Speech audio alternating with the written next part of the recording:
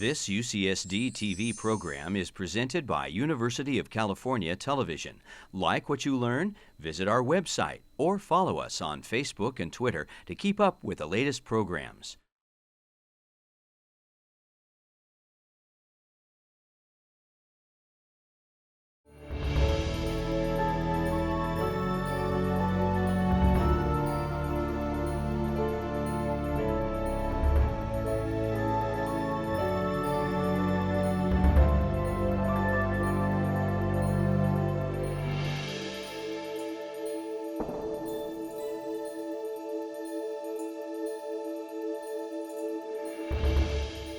My name is Harry Helling. I'm the Executive Director here at the Birch Aquarium at Scripps. I want to welcome everybody to the Jeffrey B. Graham Perspectives on Ocean Science talk. We have a few minutes where we're going to chat informally before we start the official TV program. So I was thinking the last time we met, just a month ago, I think I was telling you we had just experienced this incredible tornado warning, the first time I'd ever experienced one, and we had to evacuate the aquarium, and the irony was we evacuated everybody into our climate change exhibit. I thought that was kind of ironic. Today we have 85-degree weather. It's the exact opposite in the middle of February, and I was thinking, you know, thank goodness it's sort of changing and unpredictable, because for those of us who are in the lecture series, right, that's a good thing. We have ongoing opportunity for many lectures trying to figure out what on earth is going on.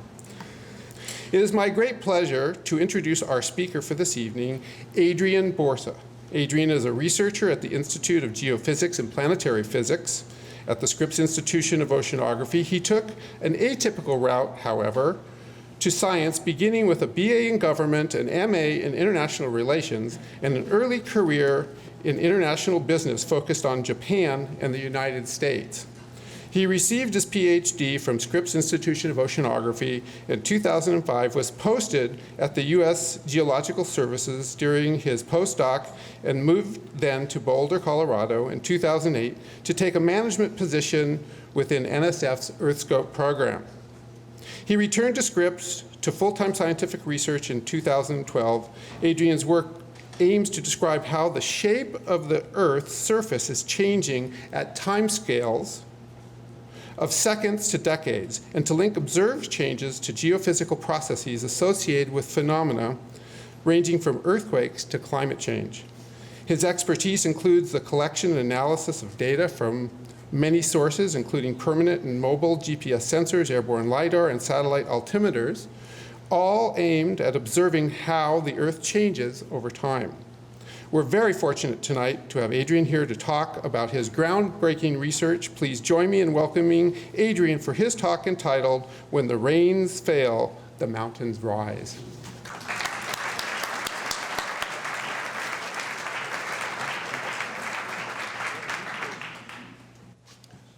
Well, it's wonderful to be here. It's a very exciting time for the aquarium, and as a researcher here at Scripps, I feel it just as much as you do. Today, I will be talking about a new area of inquiry, and I hope that by the end of the lecture, you will understand this somewhat cryptic title, "When the Rains Fail, the Mountains Rise." It was actually coined by one of my collaborators, Duncan Agnew. I want to point out, science is not an individual pursuit. It takes many people. In this case, it was a team of 3 of us working, and Scripps is a wonderful place to do science. We have so many people, so much talent across earth sciences and ocean sciences. So if you take an unusual line of inquiry, there's somebody there who is ready and willing to help out. So to get into this, I would like to actually take you to one of Earth's deserts. This is a shot from space. What's special about this is not only that it is our desert. So we've got San Diego down here where we're sitting right now, Los Angeles, the Bay Area, and then right here, the Central Valley. But also, 2.5% of the world's economic output comes from just a 30-mile strip along the coast here. And when you think about this economic juggernaut that we're part of, and potential disruptions to it, the things that we and perhaps most of the world think most is the seismic hazard. So I've plotted the major seismogenic faults here, San Andreas running through, and each one of these is a percentage that gives you the forecast probability of a magnitude 6.8 earthquake or larger over the next 30 years. And if you add up all the probabilities, you get a probability of more than 99% that we're going to get an earthquake that size somewhere in California. So certainly seismic hazard is important, and we think about it a lot. There is another hazard that only comes up every 15, 20 years when we have a major drought, and that's the one related to water security. And for that, I want to take you not along the coast, but here to Las Vegas, with Lake Mead next to it. I like to think of Las Vegas as maybe the most improbable city in the United States. That's not why you think, it's because you have 2 million people in a place where there should not be any people. There's a small water supply sitting in the mountains right behind Las Vegas, and that's it. So if Las Vegas did not have Lake Mead, essentially there would be no Las Vegas, there'd be no gambling, there would not be any of this. Turns out that it's probably no coincidence that Las Vegas legalized gambling the same year that the Hoover Dam started construction. So essentially you don't get this without this.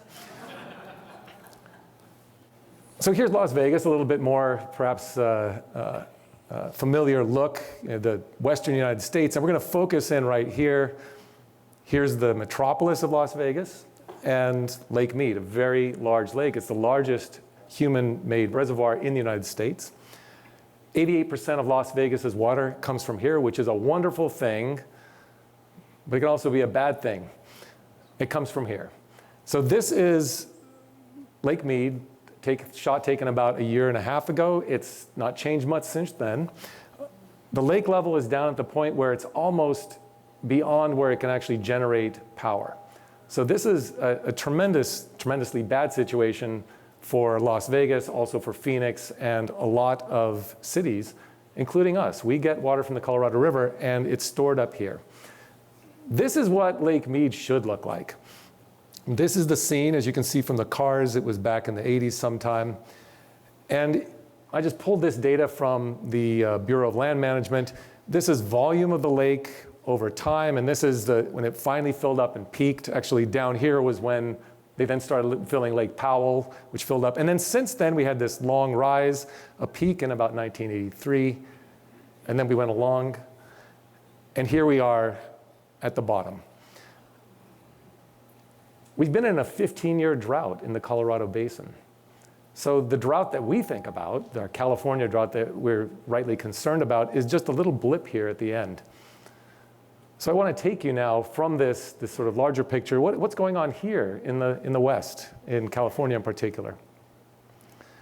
And for that, I'm going to now go back another satellite photo. It'll be a slightly different perspective. And what we're looking at, to orient you, here's San Francisco and San Francisco Bay, the Sierra Nevadas with Lake Tahoe here, and all these reservoirs that are running along both the top and the bottom of the foothills. So what happens in a normal year, we get massive snowpack building up in the Sierras in the spring, winter, and over the course of the melt, that snowpack is captured by all these lakes here and then further down. As the summer comes, these lakes then let the water through to the Central Valley, the big agriculture that we have, and of course, San Francisco, Silicon Valley, and quite a bit goes down towards us. I will take you now to Lake Oroville, which is one of the lakes here in the foothills. It's a large one. And I want to show you a scene of Lake Oroville in 2011.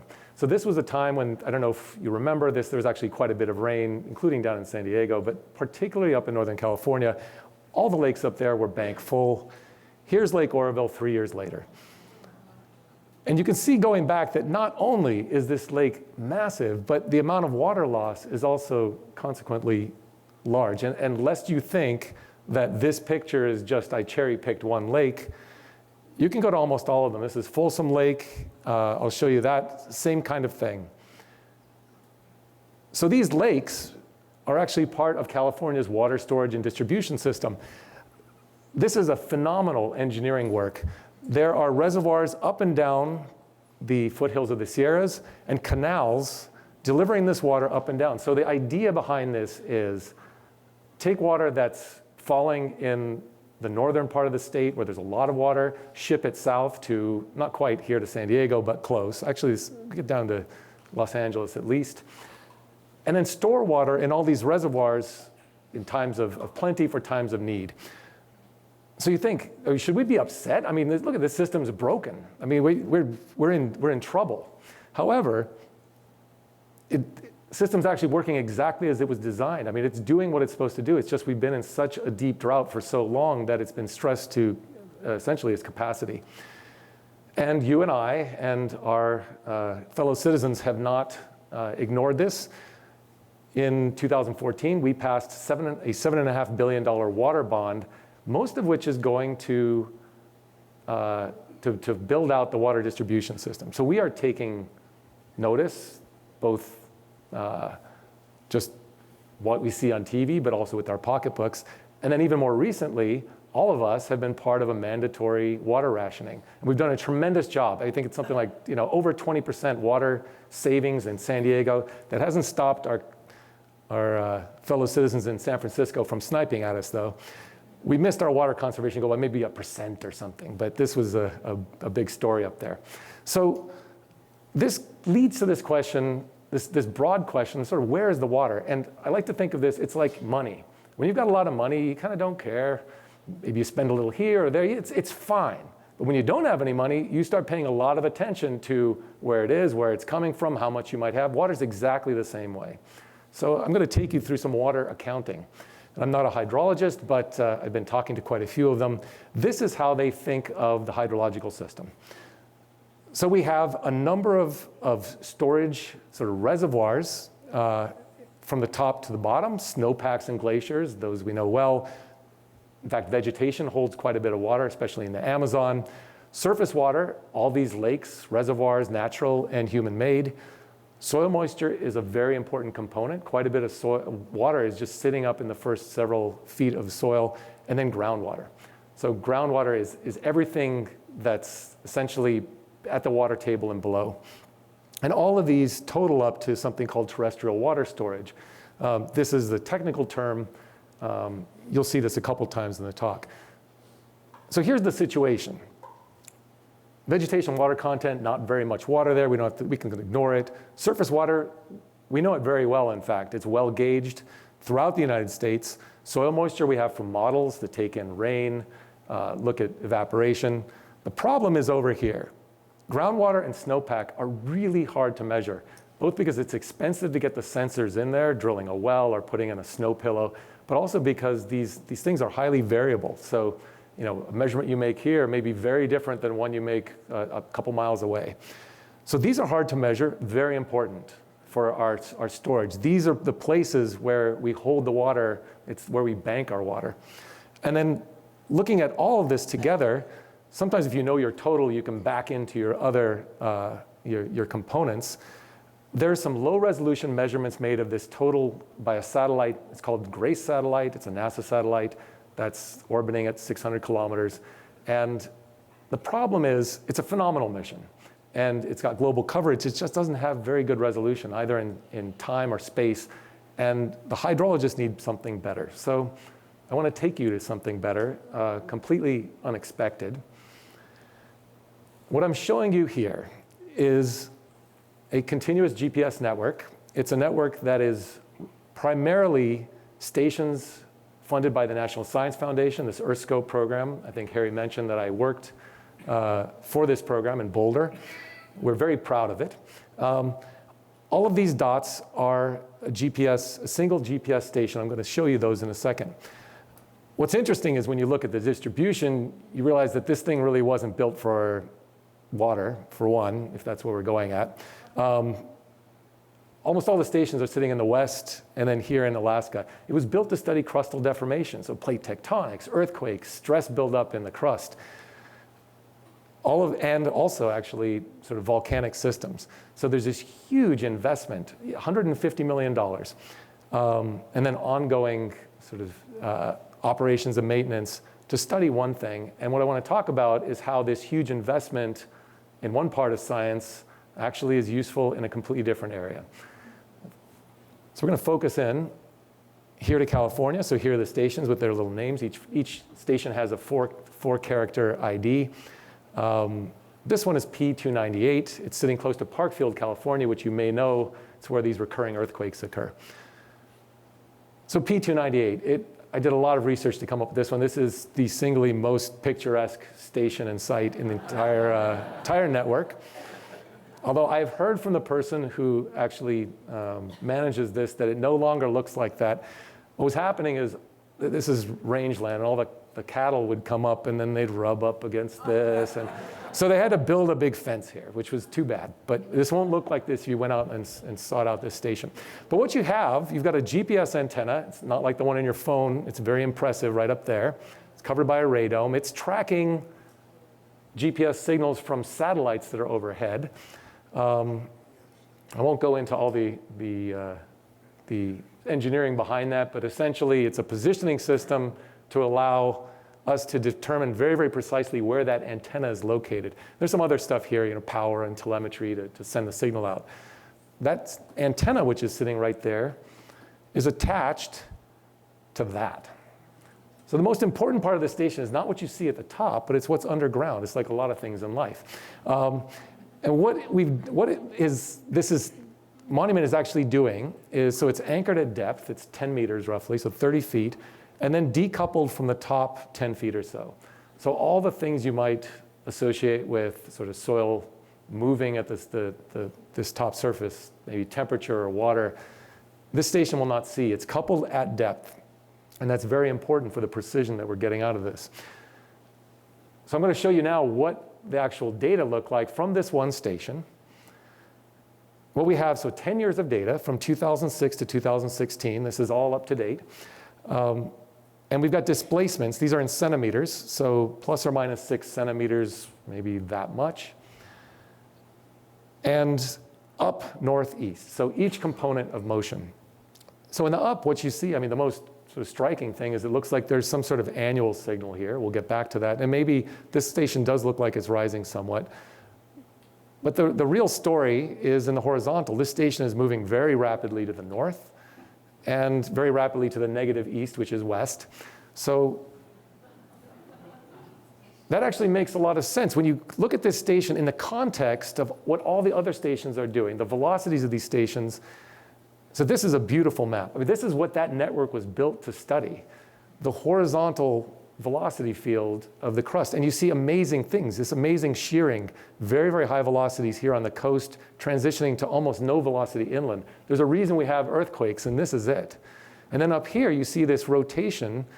There's a subduction zone here, and the crust is accommodating. So we have all kinds of beautiful stuff happening here. But that's not what the talk of today is about. We're interested in a component of the GPS that no one really looked at seriously because they considered it to be contaminated. So here we are. It's this signal. It's the vertical signal. All of this stuff was not something that anyone modeled, so it was essentially thrown out. So the question, I want to show you what this is, and for that, I'm going to take you to Utah. So I had to search far and wide for a station that actually had the particular properties I'm going to show you. This is a very uncharacteristic station. Here it is. It's actually, so it's sitting down here. This is the Wasatch Mountains, and it's sitting down in a drainage basin. This is internal drainage. The water doesn't go anywhere once it stops here. Here's a zoom blow up. There's some agriculture, and we're looking at this station P105. You can kind of see it's sitting next to a water control dam right here. So this river comes down and is just stopped. These are the vertical displacements of that station. It's about the same time period, and so about 10 centimeters total displacement. And this signal looks like no one you'll ever see anywhere else. This is completely unique. But I want to show you why it looks the way it does. So we're going to zoom in. Here's the station. A couple kilometers away is this lake. And this is, so I love Google Earth. You can just dial in whatever time you want. So I zoomed it over to the latest picture it had. March 23, 2014. The lake is pretty much full. Here's the station at some low stand. I should say it's subsiding. So cut to take it back in time to here, September 14th, 2011, the lake is quite a bit emptier. And in fact, that station is showing it's higher up. And then go back yet again, several more years to December 31st, 2005, that lake is almost empty and the station is close to its high, the station is near its high point. So the question is, what is actually going on here? And for this, I have to thank my son who's in the audience here. He's a 4th grader and he loaned me his Foursquare ball. Here it is, okay. So imagine this is Earth, and imagine you have some water, or just anything, but in this case, a lot of water, and you're gonna put it on Earth. So the gravitational pull of Earth is gonna pull that water in. Essentially, the Earth's gonna do something like this. It deforms, I don't know if you can see that. So you put a load on the Earth, it deforms elastically. When you remove the load, it rebounds. And this, you can sort of do wherever you put the load on Earth, it's doing this globally. We do not tend to think of the Earth as an elastic solid, but it is. It's like a rubber ball or a rubber block. And over the time scales we're looking at, that is almost the entire response of the Earth. At these length scales, Earth is simply a rubber ball. This is what it looks like. This is actually, if you were to graph it, this is the response. You put a point load, a load being some water pulled by gravity, and you get this kind of response. All right, so back to our station. I've now detrended these vertical signals, and I've decomposed them into 2 things. One is just the seasonal component, and then here, the residual, which I've smoothed out. So this is a longer term component. This is what that station is doing, boiled down to its essence. And if we were to interpret it in terms of water mass, we would say, okay, this is some sort of periodic annual motion due to seasonal changes in water mass, somewhere around this station. We don't know exactly where. And then here, this orange thing, so wherever this green line is above 0, we're looking at this long period elastic rebound, so removal of water mass, and where you get that green line below 0, you have subsidence due to addition of water mass. So water pushes the Earth down. These GPS stations are responding to that change in load. So now I'm going to take you. Here's our station, P298. I want to give you the entire US. So this is all the data we have, every single green time series. So this long period motion of every station in the US just plotted on top. And it's a mess. I mean, there's just a lot of stuff in there. You can't do very much with that. However, if you were just to take one time slice out of here and unpack it and see what it looked like, this is what you get. So I'm taking here 2011, you remember this is when Lake Oroville was bank full. And now I'm just going to take, so you look, all these stations which are showing subsidence, they're here in blue. So the scale is a little small, a little hard to read, but vertical displacements, the blues are subsidence. I relate that to water. And then the reds are rebound, loss of water. And what you see here in October 2011 is tremendous amount of subsidence across the entire West. You go to Texas, sort of a different story here. Looks like some rebound, and then something going on in New England area. All right, another time slice. Let's just move to October of last year. It's very much the opposite situation. You see all of this displacement, this rebound, this uplift here in the West, and then sort of an opposite thing going on here in Texas, and then something going along in the Great Lakes. So I'm going to show you a movie of what this looks like over time, because you can't get the full flavor of it just by looking at a couple of time slices. So here we go. This is just going ahead by month. And what I want you to notice is how the Earth is almost breathing. I mean, you have these waves of change going across, and each one of these stations is independently processed.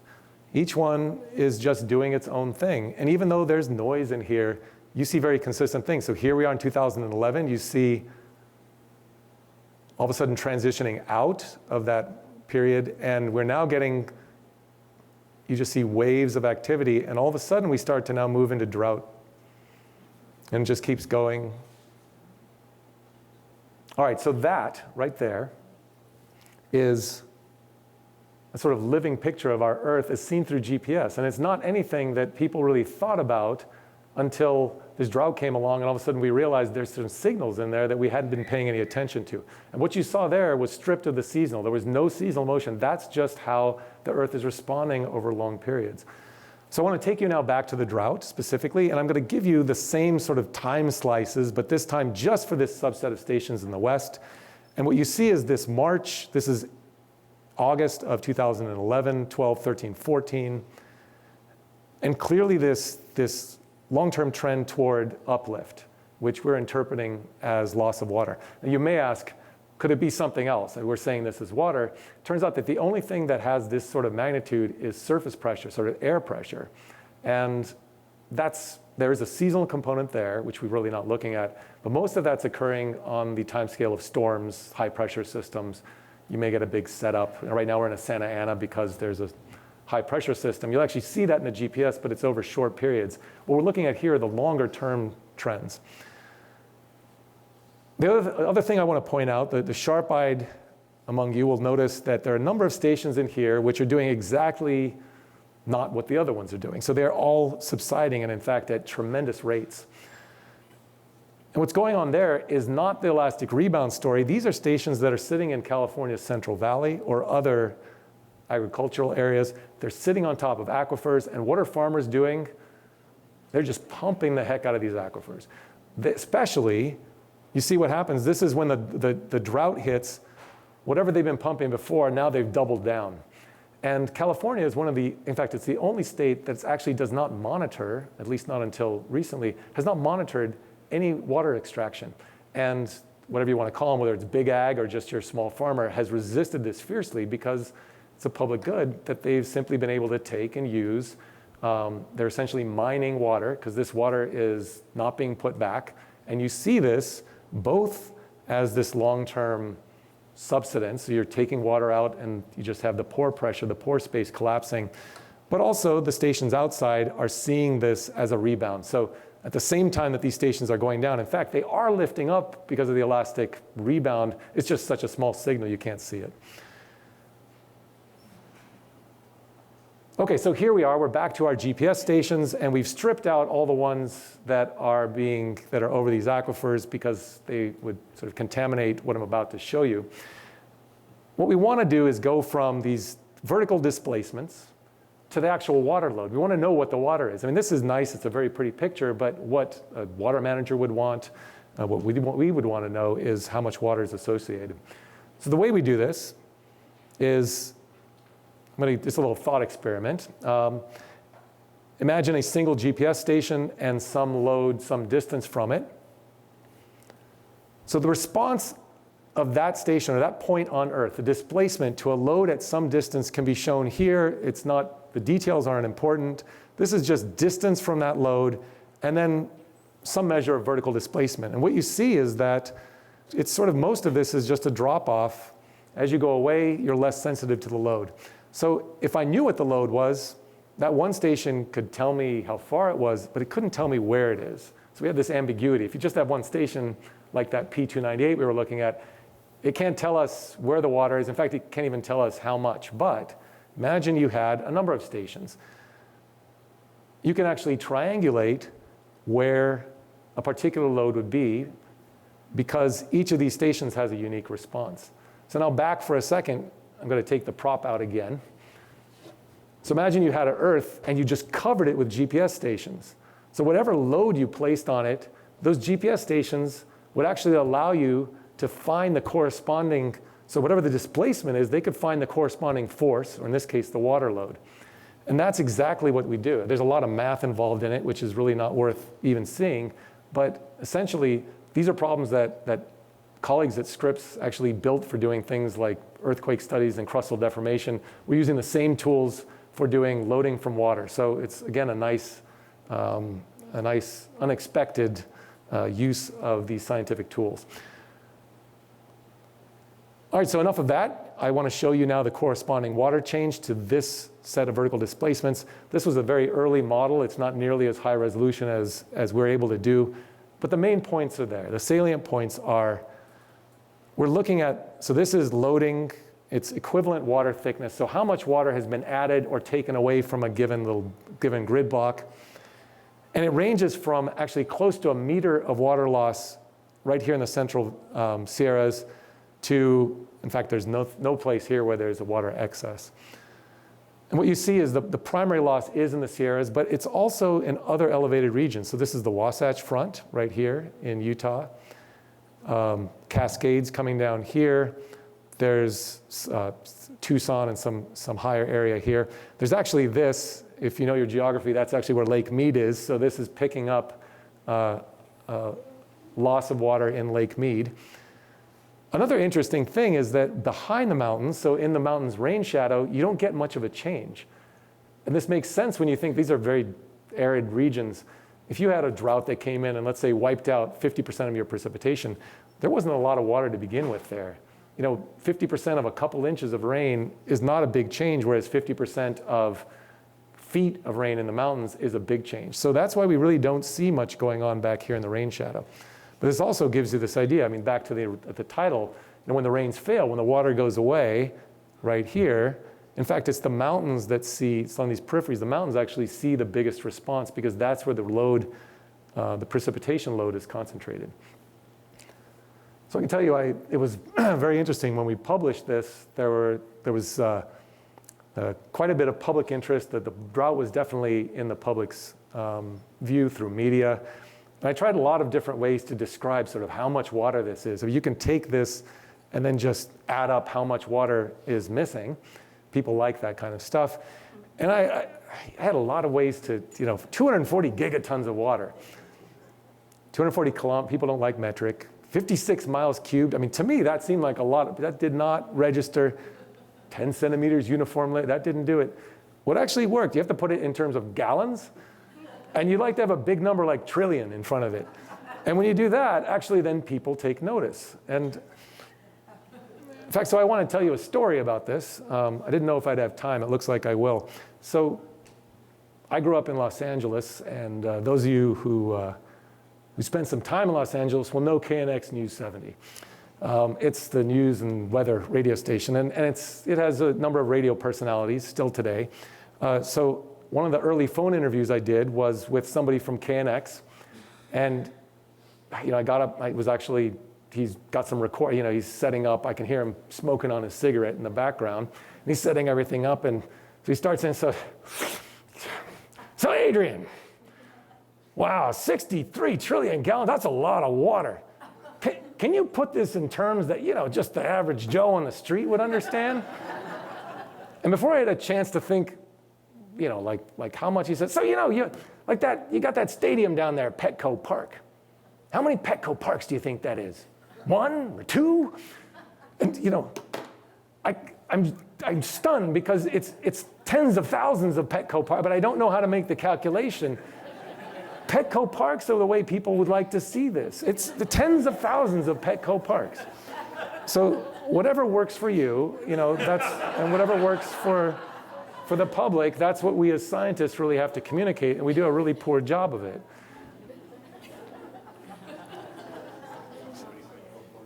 So I do want to go a little beyond the West. This is some work that I did for a conference. It's just a little snippet of the work I did for a conference just recently. You already saw some of the results. So I took that and essentially extended it to the West, the entire US. Some amazing things there. So I'll just show you what the water loads are for these two periods. So this is October 2011, October 2015. So here's 2015, so drought, we're in our drought. And here's the load change. So that's the same map you were seeing before, slightly different assumptions, but you definitely see this loss of water in the West. And then these other things. Florida, it turns out, is in this tremendous drought. Well, they're coming out of it right now. It's easily seen. Maybe you guys heard about this massive floods in South Carolina. There they are. Something going on in Texas. So here's the picture you've already seen. That is corresponding to October 2015. The lake's about the same.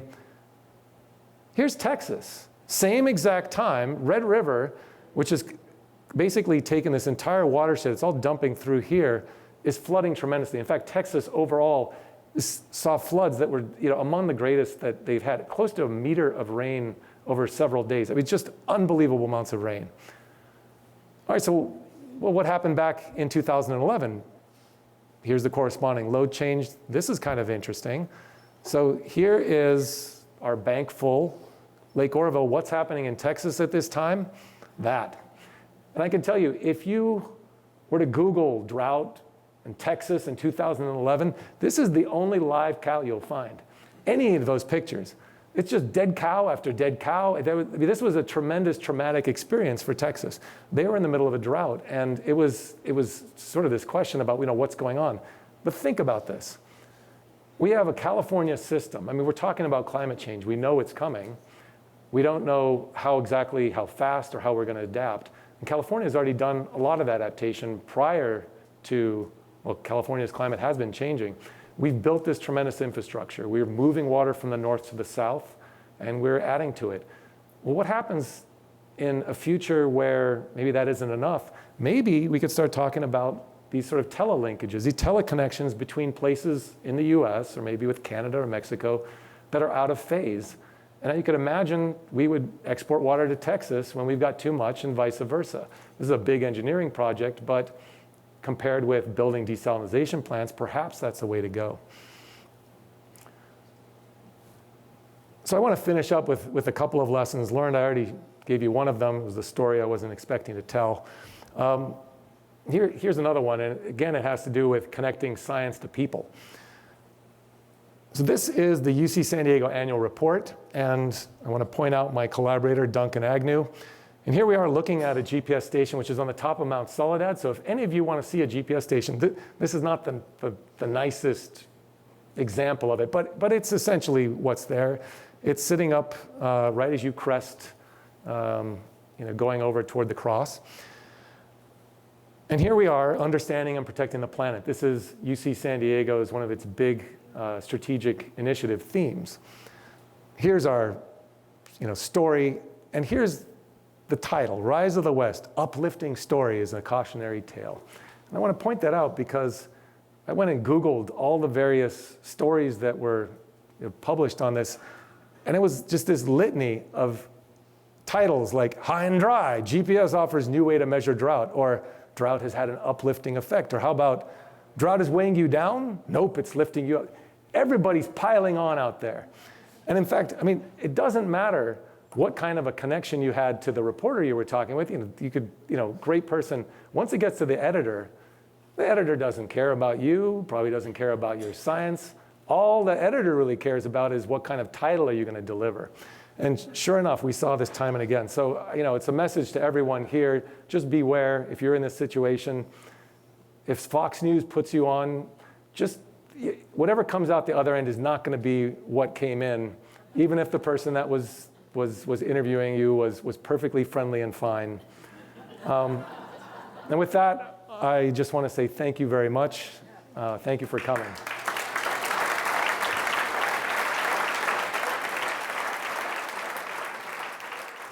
How about the impact of petroleum extraction? Do you pick that up?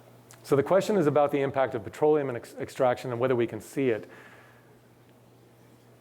In fact, let's say we go to Oklahoma, a number of the companies that are doing mining there are having private companies build GPS stations for them, continuous stations to monitor what's going on down below. So absolutely, although I would say that in California, the primary production used to be in the LA basin.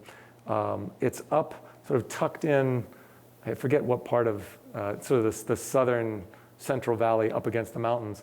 And there are almost no GPS stations there. In fact, the GPS stations were built to avoid as much as possible places where there was active extraction. But yes, you can definitely see it. Yeah, so the question is about isostatic rebound, the similarity to what happens when glaciers melt. So when glaciers melt, there are two effects. One of which is just, and it's actually happening in Greenland right now, that 240 gigaton measure I showed you is about how much water is being lost annually from Greenland. I mean, whether or not you've heard this from other sources, I can tell you, I work with these data, the Greenland ice sheet is collapsing right now. And 240 gigatons is about the right amount, and it's accelerating. So what happens when that water comes off is two things. One is the Earth rebounds elastically very quickly, and that's what we've been looking at. And that is part of the isostatic rebound. There's also this long-term viscoelastic effect. So as you lift up the load, the mantle, which is the viscous solid begins to flow back in and fill in.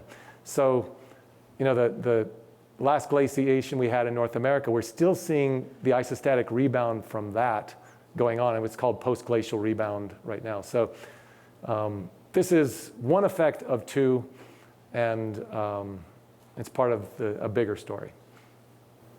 So the question is about the GPS stations themselves and the calibration.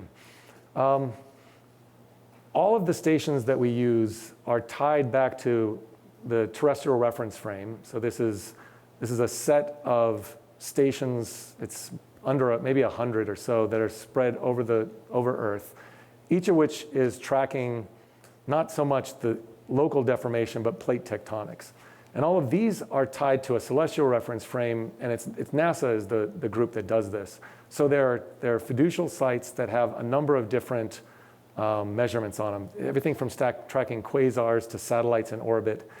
And all of these various measures tie together. So in terms of calibration, what we can tell you is that the reference frame itself is now known to within a few millimeters in terms of its position.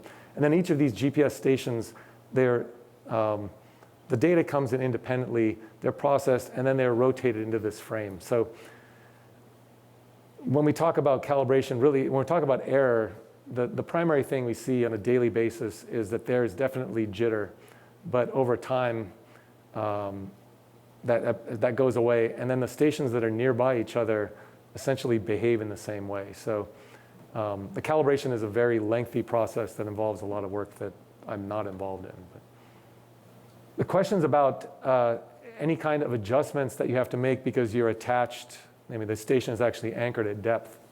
So it turns out that at these, if you're only going down, you know, whatever it is here, 30 feet, or even it could be hundreds of feet, the displacement it's not measurable, the difference in displacement between the surface and down below. It's definitely the case that as you go down, you get a different displacement field. So if you were measuring several kilometers below the surface, you get a different kind of field. So it's a good point and a good question, but we're okay with these stations. The initial interviews that a few of us were doing, Duncan and I in particular, Duncan was very adamant that we explore the earthquake connection. And there was a paper that had been published that said, you know, we think there's some change on the San Andreas. And Duncan was insistent that we show that there's nothing, there's nothing that's impactful. And that's what we put in this paper. And so interview after interview, I'm telling people, no, you know, there's just not enough. This can't have any, you know, it's not going to have any change. And then 2 days later, the South Napa earthquake goes, and all of Napa's wineries lose, you know, vineyards and bottles and everything. And these are the pictures. So it looks pretty bad, and that's actually when Fox News came to interview me. And you'll like this. They asked me questions about my work, and then the answers I was giving, they would then feed me a question that wasn't the question they fed me about the other person's work that wasn't mine. And the question would be about that person's work. And I'd say, yeah, that's pretty reasonable. But anyway, so after the earthquake, we started taking a look more seriously. And so the drought does have an impact. It changes the stress state in the crust. The changes are on the order of what the seasonal loading is, which has been shown to have some small amount of change in seismicity. So it's really not big triggering potential, but it's enough if you have some faults that are close to failure. It could potentially put it over, but we're not seeing any uptick in earthquakes. So this is a question about how long it would take to actually replace 10 centimeters, let's say 2.5, whatever inches across the western U.S. with additional rainfall.